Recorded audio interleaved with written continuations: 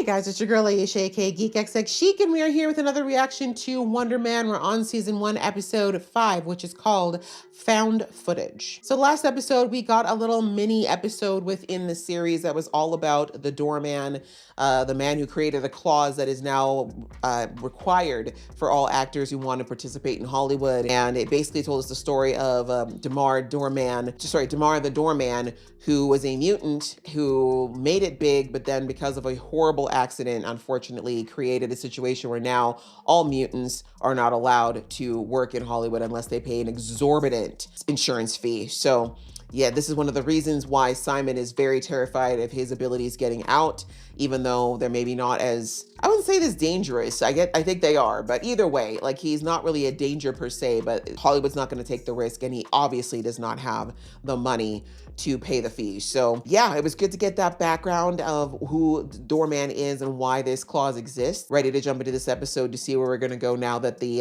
callbacks have happened for both Simon and Trevor from the movie. So let's do that. But just before I do, a reminder to hit that subscribe button as well as the notification bell, and that you can catch this uncut reaction on my Patreon if you're interested. All right, that out of the way, let's get into the episode right now. I mean, look at us. Do you know how many people went out for those roles or wanted to, but didn't even get the chance? Hundreds. Thousands. Thousands of people had their hopes. So true. You and I made it through the process. Somehow, huh? I'm just trying to process it, honestly. Stop overthinking. Process it, Simon. Enjoy it for heaven's Yeah, sake. just be in the moment. It's the role. This movie, everything. It's too much. If I get this close and I miss, Why are we there already? You haven't even gotten there. We're talking about missing? or at the gym, or running lines, or Simon, we've got no lines to run. You need to relax. Right? Breathe in slowly for a count of 5. Then hold for 5. And you exhale slowly for 5. And think about the callback. Right? Your job as an actor to Experience life. This is Be your life. present. Yes. Yes. You can listen. Getting through one audition, getting a callback is worthy of celebration. beat out a lot of fools, didn't That's the spirit. Exactly. Maybe your powers wouldn't be so out of whack if you let yourself experience things. Hey, Deputy Secretary, I didn't think anyone was still here. Yeah, just going over numbers. Yet again. Is that going to make it change? Always liked you, Cleary. Would love to keep you around. Not that veiled threat. All right, I should go. Bye, budget Conan O'Brien. Oh, another round. It's not him. Much appreciated. Who are you? If we left when you wanted to, we'd be paying our own bill. You trying to seduce us? To what do we owe the pleasure? I don't trust anyone in Hollywood. You really don't remember me, do you, Trev? Uh-oh. We did. Who said you could sit? See, this is why I don't accept drinks. Early birthday, maybe. Oh, no, you owe him money. Remember me now? No, but I really wish I did. Right? My guy was on drugs for like 20 years. What do you want from him? Hey! Oh, You got dear. some nerve, you know that? We're going to get triggered. You skipped town, Trev. You just vanished. Yeah, it wasn't his fault. I trusted you. His secret's about to be out.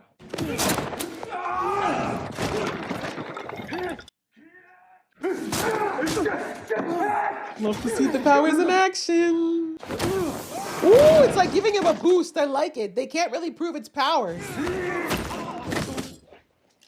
just swung that man around like a goddamn bat. Bloody hell. Yeah, okay, breathe, Simon. Really didn't want to do that. You know what? Come on, man. You know Box breathing. how dangerous it is for me to do that in public. I know. I'm sorry. The good news is no one saw a thing. You sure? A person with a camera, huh? You think he's up? I don't know. Absolutely. Any idea what happened? I think Shit. you saw it. Of course he did. Yeah, he gonna sell that shit to TMZ immediately. Are you gonna use super speed or what? I'm gonna use my car, Trevor. Does that mean you do? These are super speed. Stop it. Oh. Well, LA traffic. Ain't no superpowers for that, huh? I remember seeing Cher there once, breathtaking Shaka Khan. Now there's a woman. Trevor, would you please focus? On what? You're not gonna find that kid. Hey. You're on the sidewalk. Bro, this is gonna be a lot more. This is drawing more attention. Sidewalk. Get out. What are you doing? Janelle just emailed us the sides for the callback. What? Why is she still doing up? This seems intense. That's what he's freaking out about right now. Barnaby betrays Wonder Man. What? He's like, wait a minute. But Barnaby's his only friend. Yeah, I know. It is what it is in the script, baby. What is he doing? I think he's looking for a little payout. You're being led, clearly. I don't know. He's either an opportunist or he's working for somebody. You sure this is where he went? You know, a small part of me kind of wants to go in one of these like crazy hidden clubs like this. But then I saw the movie Blade and I said, you know what? Never mind. He knows we're not gonna make a scene in public. Yep. Aren't we? He's like, I was kind of looking forward to dramatics. Kind of my job. No, nothing looked odd. From where I was standing, it was pretty clear. But also, I have all of the footage on GoPro. Opportunist. Where's the GoPro? It's stashed away somewhere Safe, yeah. No deal. You're clearly untrustworthy. It's clearly untrustworthy. What if we decide not to help? It's going on the internet. No, that's not the same thing. Trevor, sounds possible. Yeah, it's possible, trust me. You can schedule an upload. Most likely something illegal, I bet, knowing this one. Look, for someone like you, this would be a piece of cake. Someone like me? Give Esteban a scare. I get I'll my become a motorcycle thug. back. You can delete the footage. Easy. I don't like it. Yeah, I don't like it either. What do we find, Esteban? I don't trust this kid. Because, I mean, he could make copies of that footage. He can continue to use you indefinitely. Like, at this point, you should figure out a way to make it seem like the footage is AI. He's probably having a bagging party. A what now? Wedding party. What's Another that? degenerate in our midst. I know you're not talking. We'll handle this. I mean, at this point, bro, like, aren't there superhero places that are hiring? We're in the neighborhood on another case, meeting with the CI. Clock suspicious activity. I love all the police lingo. Law and Order, season 14. Can I get a witness directed by... Everyone's been on Law and Order, people. Just accept it. You're just in plain clothes, though? We'll be the ones asking the questions, ma'am. Holy shit. Aren't you the man? Yeah, his face is a little too famous. Come on in. I think our cover's blown. You think? Don't know how you don't realize this man's globally famous. No. I don't think these are drugs. America, this is another lesson. No. What the hell are you Oh, his face! Trevor was so offended. He's like, ew. Well, a stolen bike, for one, and then, this... It looks like food, bruh. These are clearly drugs of some kind, possibly laced with angel Probably dust. just Angel dust? food. When was the last time you did drugs? Right? Chamoy? Chamoy? Yeah, man said bagging. He say what? Try peach ring. I don't do drugs. Of course, Trevor's like, I'll try it. Simon, you got to try one. I feel like Stevie Nicks having coke, blown up a bunghole. What? I really just want to get Jaden's bike. Those kids don't even know who Stevie Nicks is. That's who told you the motorcycle was stolen. Yeah. Let's find out the truth. You can't trust that guy for shit. Clearly. He's gonna have to come and take it himself instead of sending Beavis and Butthead. With you and Jaden? Yeah, let's find out what's going on here. You know, Because maybe then we can stop being errand boys. We started this whole Chamoy candy operation together. Ah, Chamoy dudes. Shit blew up fast. The minute he got a taste. it's important. Just gotta be careful who you partner up with, right? He's right. Well, message within the message. Unfortunately, we've aligned ourselves with the wrong man. I feel like Trev's... Oh, no, they found you. What the hell's taking so long? Welp, that's what you get. Sorry, Jaden. Where the hell is Trevor Slattery? I just know his breath is hot. This neighborhood, like, I thought this was a safe neighborhood. Get out here now! I'd rather not. Then we'll kill your friend Jaden! It's not Please my do. friend. Trevor! Please do is crazy. I won't post the video. Shut up! Oh, He's like, this is violence. I don't do that. We just need the GoPro, we're golden. Is that right? Jaden's been lying to us the whole time. How do you... Okay, you know, let me not. Trev is in his 70s. no, this is not happening. Okay, what else do you got going on there, hombre? We should go, Esteban. I can't just leave him here. Oh, shit, it's Janelle. This chaos. I'm sick. They're drug dealers, all of them. Period. Candy, Mrs. Gonzalez. You sure? Then why are you so nervous? You do not drop that weapon. Listen to me, Simon. Von Kolbeck is leaving town tomorrow. The Oh, no. fallback has been moved up.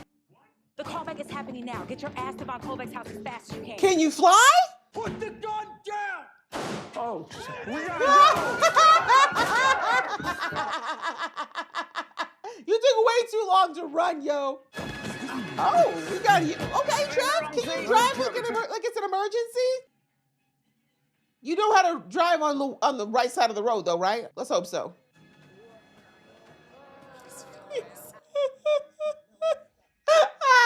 That was beautifully chaotic. I cannot get over how long these credits are. Jeez Louise. Okay, guys. Well, that was episode 5. That was super fun.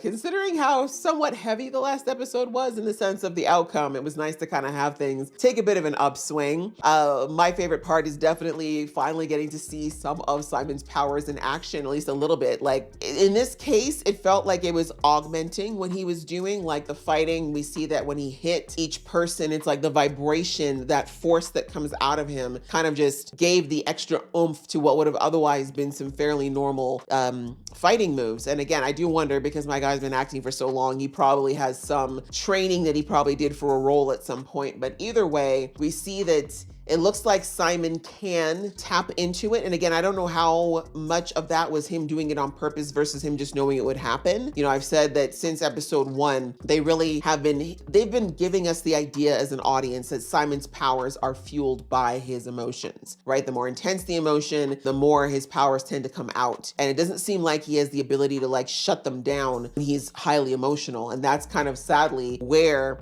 the Department of Damage Control is a little bit correct in that the instability, right? Like if you can't control your powers when you're in a heightened state, that is a problem, particularly since his are damaging. But coming back to kind of why we get to this point, we see that the really good conversation between Trev and Simon, where, you know, Trev's like, oh my gosh, like we got this audition, like this is huge. Like we were against thousands of people who were riding on even getting in the door. And then for those who got through the door, there were hundreds of them. And like through all of that, we got selected, right? And again, as I said in the episode, I don't know how much that is genuine and how much that is the department pulling strings for this whole act. But either way, the point is something good happened. And Trev is like, let's be in the moment. Let's have some drinks. Let's celebrate. And as usual, Simon's getting into his head, right? He's starting to, oh my gosh, I can't accept it yet. It's too much. This is such a big deal. What if I screw it up? Oh my God, what happens if I get this close? And you can see Trev like, bro, why are we already going straight to failure? You haven't even done the actual audition yet.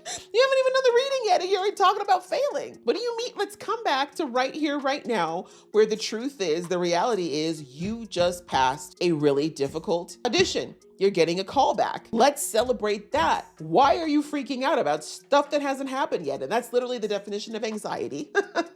Ladies and gentlemen, if you aren't already familiar, that is the definition of anxiety, worrying about shit that hasn't even happened yet. Things that are not even in our control yet, right? We can't worry about tomorrow. We don't know what tomorrow is gonna bring. We have control over right here, right now, today. And Simon's problem, it looks like, which has been for a long time, is that he gets in here and he can't get out. He's stuck and he just goes crazy in there until he drives himself just about nuts. And then he gets all of his other emotions up and then the powers kick in and you see the ripple effect of crazy, right? So I really love that once again, immediately, and I love that Trev is now noticing the nuances of when Simon's emotions start to get, when his anxiety starts to get up, the powers start to manifest, right? He sees a slow rip, and I love how the show is doing such a good job of giving us these power indicators, right? He sees the ripple in the drink. He's like, okay, I know where this is heading. And he's teaching him, right? He's not getting at him like, hey, he's not going like, hey, control yourself. Stop that, right? Instead, he's giving him actionable things that he can do to bring himself back to the present. And of course, a lot of this is probably through Trevor's experiences, but also as someone who's a recovering addict, he has probably also had to learn a lot of things to help himself take care of his emotions and bring himself down so that he doesn't turn to doing things like drugs and alcohol to deal with things. So again, he sits there and he's like, I think we need to breathe, right? He says, he brings Simon back. He's like, he's like, you did something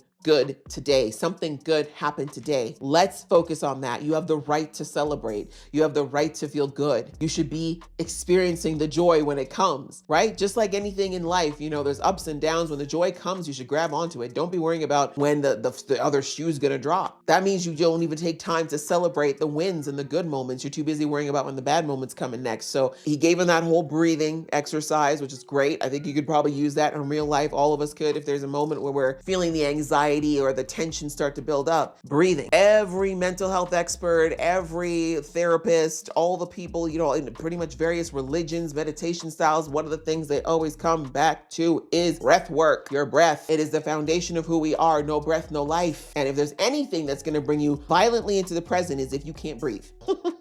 Right? If you can't breathe, you're going to be brought into the present immediately. So I love that he gave him that exercise and was with him on it and really walked him through it. And it worked, right? As soon as he started breathing, it brought him back to the present and the rippling stopped and he actually cracked a smile and he was actually like, you're right. Like we did beat out a lot of people, didn't we? Like I can actually feel a little good right now, right? So again, just showing how this pair up is so healthy, I think, for each other in many ways. But for Simon really needs a friend like this. He needs someone who knows this secret, who knows what he's going through to some extent, and who's not judging him in the least for it, but actually helping him to do better with all of it in, keeping all that in mind. So that was just a really great moment. And again, good advice again for Simon, always the reminders for him to stay in the present, to just let go of the overthinking and do his best to just be present and do his best with what he's got. But yes, we see that moment is short-lived. Trev is passed, that face is too famous.